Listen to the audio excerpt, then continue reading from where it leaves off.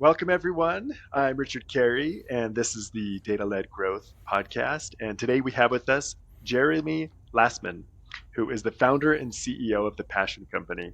So, thank you so much for joining us, Jeremy. It's awesome to be here, man. And to get started, maybe give us a little background on the Passion Company. So the Passion Company has been a co-venture with one of my old clients, Amber Sheets, and we created this company together in order to take this invention that I have created and basically I call it my soul's work because it's kind of really came from a creative vision for a more technological era way of looking at personal development.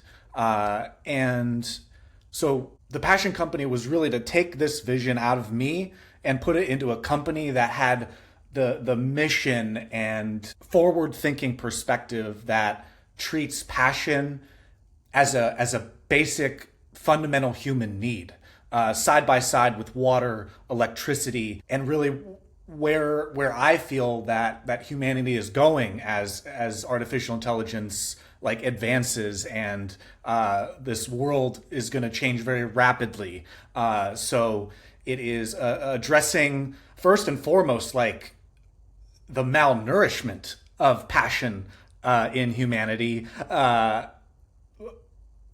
But then on that forward thinking solution approach is how can we advance our evolution and go into the new territories that are calling upon us as old things fall away and these old ways of operating with a fear driven, scarcity driven mindset are going to be fundamentally challenged. And the Passion Company is spearheading the passion revolution with where we feel this is going and delivering this operating system that I've invented. Very cool. Yeah, I love this. And I want to dig into so much of what you talked about. Before we do that, though, I want to hear a Yes. little bit about your story. You Okay. worked at SpaceX, and tell us how you got to where you're at today. So yeah, the top level professional statement is yes, I'm a former SpaceX technologist. I was there back when it was like a startup. I saw a few failed launches when I first got there, and then I was present and doing the video production, the live webcast for the first historic successful launch. So it was an amazing atmosphere. As far as like where I've come from and my own evolution, I would say I was a very shy, uh, introverted kid, and I really kind of played this game of in order to kind of just escape school and everything that I kind of was just sour to was like practicing this like invisibility, where I kind of owned the sense of isolation that I felt, but I kind of looked at it as a positive, and it became a game to kind of escape the social stuff that I just was insecure about, or just I'm a lone wolf, I guess, and only child. So as I started to step into my work, it became about like consciously evolving the actual like desire I had for authentic communication and getting outside of my shell and sharing my work and doing podcasts like this where I am visible to kind of face those old fears and I guess inner inadequacies of being a rebel and having kind of an outside the box perspective on things and kind of like ignoring the old danger to all that and that's been my evolution to get here today actually. Yeah.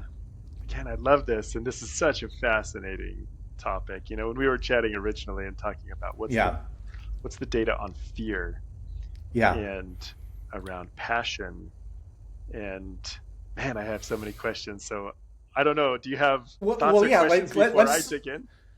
Yeah, I would like to kind of maybe set the stage a little bit, and Yeah. because we're coming in with a little bit of context, and I want to like maybe get on the same page of like we're kind of approaching the that social communication and opportunities, creating opportunities for yourself. Is that where we're kind of looking at this and seeing this both together from like a beginner's mind, so that we can really meet at as Elon famously like approaches it, like the first principles. Yeah, that's exactly right. I think, you know, here at Bcamp, we're really trying to help people make progress. And that could be helping somebody get a job, or it could Right. be helping somebody sort of up their up their game so that they can reach their goals, or it could be, going out and using what they have to do good. Mm-hmm. Um, and and so these topics of fear, what's blocking you from going out and working towards your what you want, or passion, what's driving you, um, Mm-hmm. are both just critical, I think. Mm-hmm. And so I'd be interested to hear your perspective on fear. Like, is fear, is it always maladaptive, or when is it maladaptive,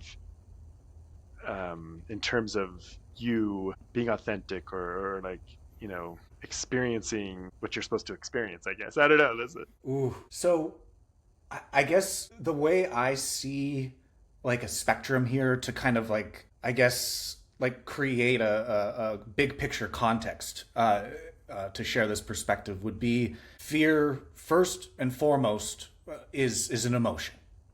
So it is a certain frequency of energy in motion. Uh, so I guess where I investigate first is I like to understand like a big perspective, like the biggest perspective, when I'm like approaching something that I want to like that I'm curious about.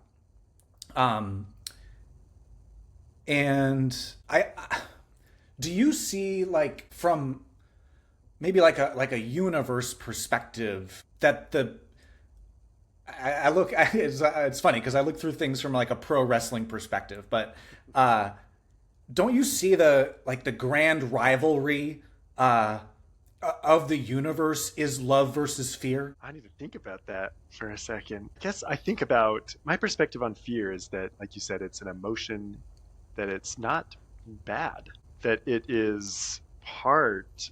It's there for a reason. It's there for Mm, protecting us ultimately. Now, I yeah. think that it can be maladaptive, When you especially. say maladaptive, do you mean like negative? Yeah, yeah. You know, Negative, I think, depends on what your goal is. And we've evolved, I think, to have fear to protect us from like a lion. And I think when I say maladaptive, I'm saying our environment is very different than it was 1,000 years ago, and yet we still have a lot of these emotional triggers that Right. may actually not protect us.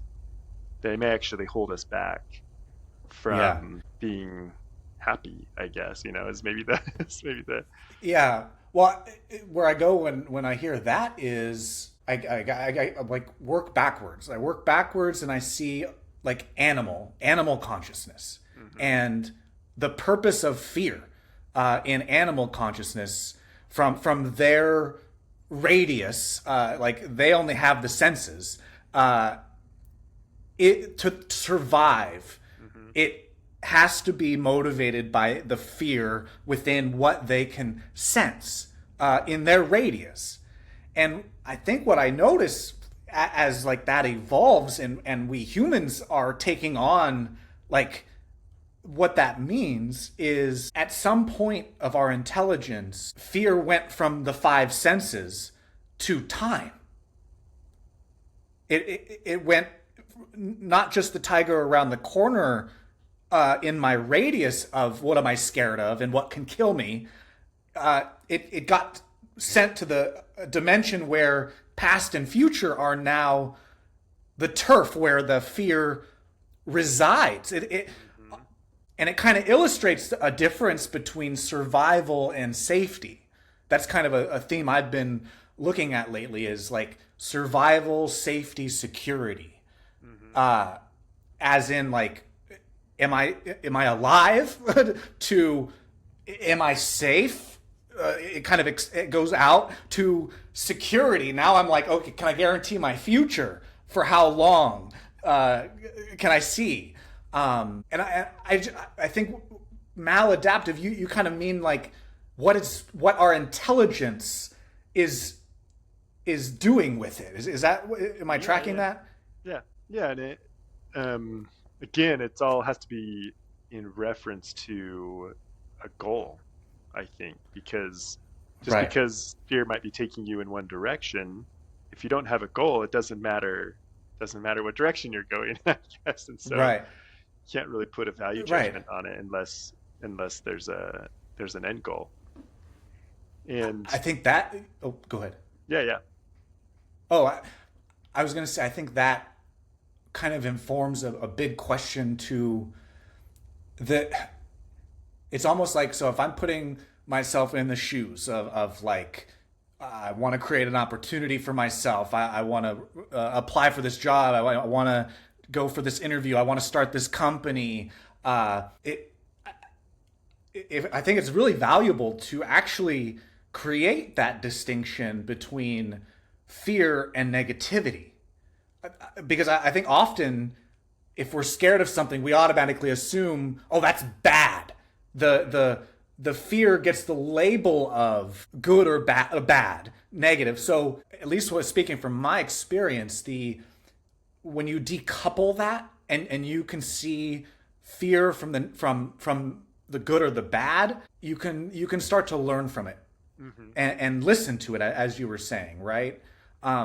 What do you think is like? What is the where is our meeting point here? Of like, do people know it's fear that they're scared of, or do they not even like acknowledge it, and they just kind of is that ignorance? Where are we meeting like at this point here? With are they aware of it? Are they wrestling with it? Yeah. And when you say people, do you mean me or our audience? Audio, yeah. You've told me like we're the Yeah, Bcamp yeah, yeah. Bcamp. audience and all that. But I mean, I would love to hear your personal experience too of this. Yeah, what came to my mind is that, like, just like you said, that fear is actually data. This is your body processing external stimuli and it's, using your algo to like bring something to your attention. I like Mm, that distinction that you said of fear and negativity because then negativity is, and from my interpretation is sort of like the interpretation of that data into something. oh, And that I think is often where we go wrong is interpreting the data. Like oh, just getting data is not good or bad, right? It's the interpretation that right. I think is good or bad. And I also think this is related to passion. So one of my questions that I had when you were starting is like, I've really wrestled a little bit with this idea of like, do you do what you're passionate about Huh. or do you do what you're good at? Do you do what the market is telling you to do? Ooh, ooh, And I think this is actually, I like it that there's actually some parallels in my mind of passion, like excitement is also an emotion in some yes, ways. And then how do you interpret that? And then what do you do with that? And it's probably you getting excited about an opportunity that's really there. yes. But I Um, think you can also like go too far with that or not go far enough, not make the right mm. decision based on that data. A lot. Oh, you gave me so much to unpack there. Like first off, when you were saying the emotion versus the interpretation, that is so powerful of an awareness because what is interpretation? Like what is the process of interpretation? Are like Is it just an automatic thing? Is it something that we can control? How clear is it? Like, that is a powerful consciousness right there to illustrate, like, oh, like fear, like you're frozen in fear for the prospect of speaking to someone.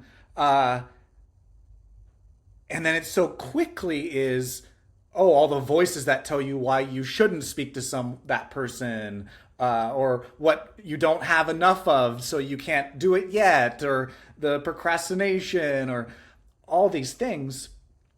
So that proposes like this. First off, whether it is a choice or not, like if you have freedom and agency, you don't have to take the negative worldview, the negative interpretation, as a fact. And just right there, you're giving yourself some space. You're giving yourself like a little backup space to kind of assess your own preferences. And to me, it's like, what themes or what challenges, from like a gamified perspective, is it connected to? And because for me, tell me if this is for you too, like, the moment you step back on something like that, you open mind, you open like curiosity and the wonder for new ideas and new perspectives that is learning, right? Yeah. Yeah, I totally agree with that. And I think that I view that as a gift, that like our ancestors and animals sort of like live in this survival world. Mm-hmm. And I don't think they have they don't have the opportunity to sort of step back and evaluate. Um, so, which is maybe obvious. But Yes. so let's. I'm curious. To me, this is leading me to think about goals, and because I think that the useful thing about thinking about a goal is because, man, I was getting a little bit like sidetracked, which I think is a super interesting discussion as well, of like what is valuable to work towards. And I think that is a super interesting question. But I think if you say, hey, it actually doesn't matter, and like just choose some goal, and then try to make progress towards that goal. How is the fear or the passion helping you make progress towards that goal? And it's sort of interesting to think about how the goal actually doesn't even really matter. Maybe it's more about just choosing some goal Mm. and then using that as an opportunity to interpret your fear and your inputs to learn more about Ooh. yourself to help you get to some destination. So thoughts on that? I don't know. I don't disagree. I'll yes and this. Like, Hmm. I think it's important.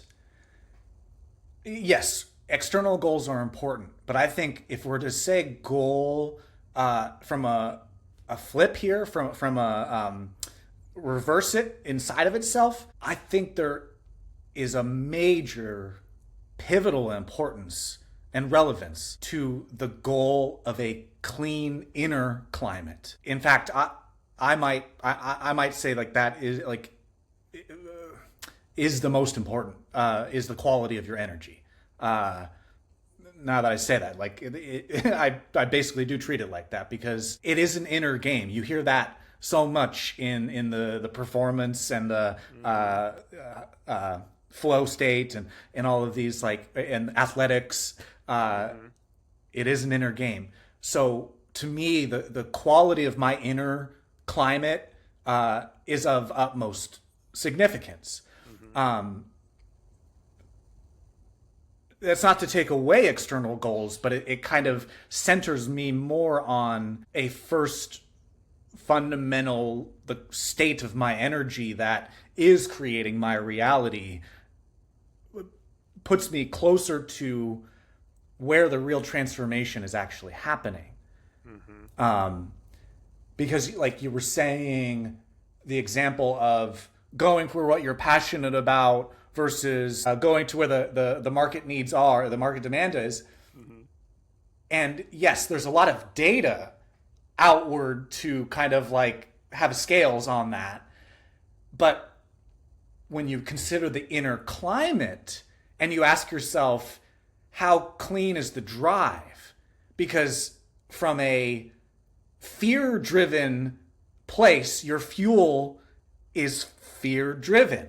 Mm-hmm. But if you are more passion driven, it's fearless, more love.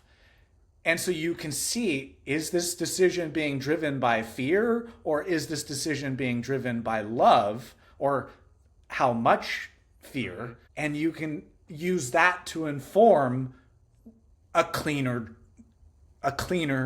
drive, a cleaner way of life that questions, and this is why I say a new operating system, questions the survival of the fittest, as you said earlier, an like older environment that we don't live in anymore. Right. Is what the old operating system was designed for. Windows 95 was designed for 32-bit computers. Right. We're well past that in AI and quantum computing, and what technology provides to us as a tool to our humanity, that we need a new operating system that knows how to keep up with the rapid pace, and a cleaner fuel, a cleaner passion that doesn't have the fear dragging down the performance and clogging up the works. Mm-hmm. Yeah, I really love this, and a very tangible example is coming into my mind from this weekend that I think is super interesting to me, at least. Is so I went skiing with my kids this weekend. I have a 6-year-old, an 8-year-old, and a 10-year-old, and one of my kids, we went down like a more challenging slope, and it was near the end of the day. He was already really tired, and he wiped out. And it actually wasn't even a bad wipeout, but I think he was feeling a lot of fear, because this was the most challenging run we had done all day. And the Black Diamond or something? It wasn't even a Black Diamond, but it was, okay.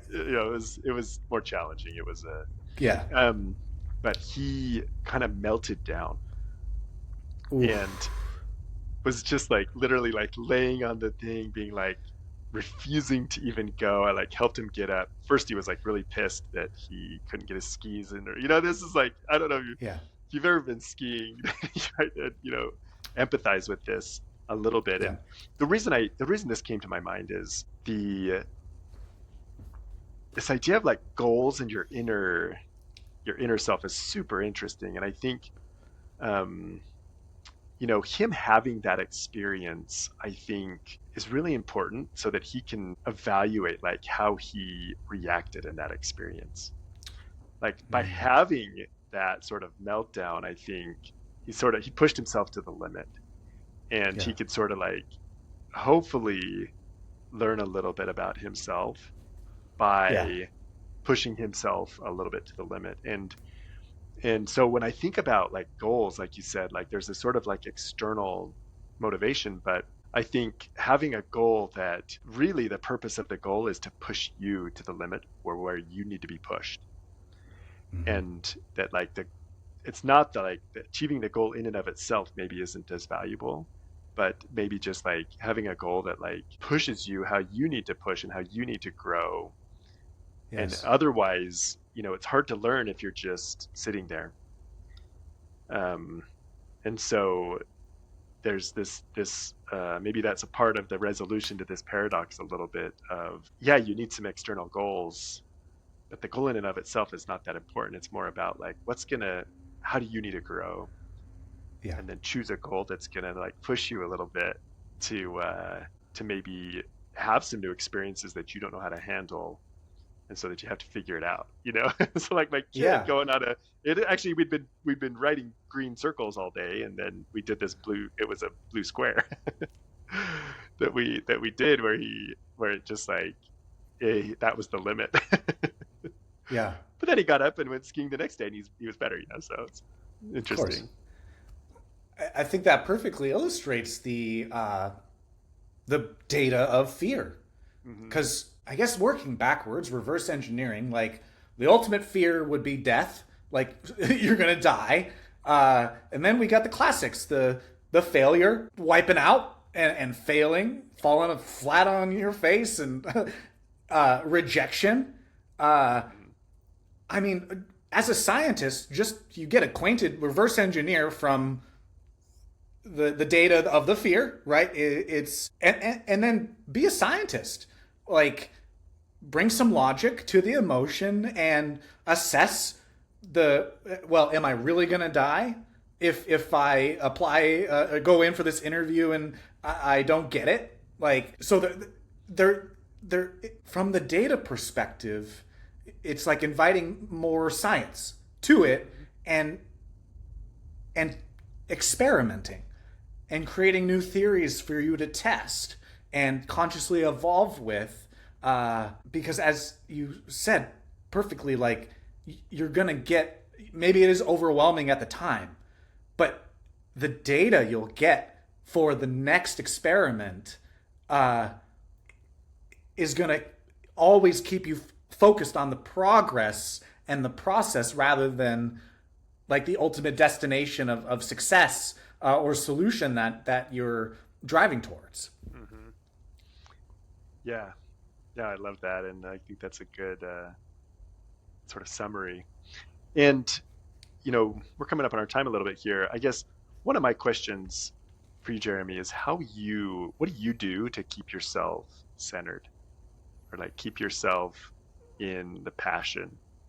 Um, Well, because I am shamelessly leading, right? I have to attribute it to the operating system I invented. Being powered by imagination technology, I'm the first test subject of and power user of, and all the things. And I can honestly say the way it has helped me evolve from a survival of the fittest, fear-driven, insecurity, neurotic person to one that is passion-driven and free, and in love with the process of mastery. I attribute it to that because it is a game changer for a cleaner energy way of life. It puts passion as the priority. It reprioritizes passion over survival, and it's a challenge. It's a new way of operating. That's not evolution is not overnight. But it has been the 10 years of being with my soul's work and dedicating my life to passion and the field of passion for humanity. yeah, and what are some of the core pillars? Like, is it is it writing stuff down, measuring your fear or measuring your passion? Like, tell me a little bit. Like, what's the next step? Like, how does this get translated into tangible? Maybe we don't have enough time to talk about it, so just choose one. Yeah, Um, I love where you like drop the needle there because along those lines. First and foremost, it is something to experience and see if it resonates with you from the cinematic perspective of it. But I would say a little bit more intense than what you're saying. It is going to invite a new level of active participation in your evolution.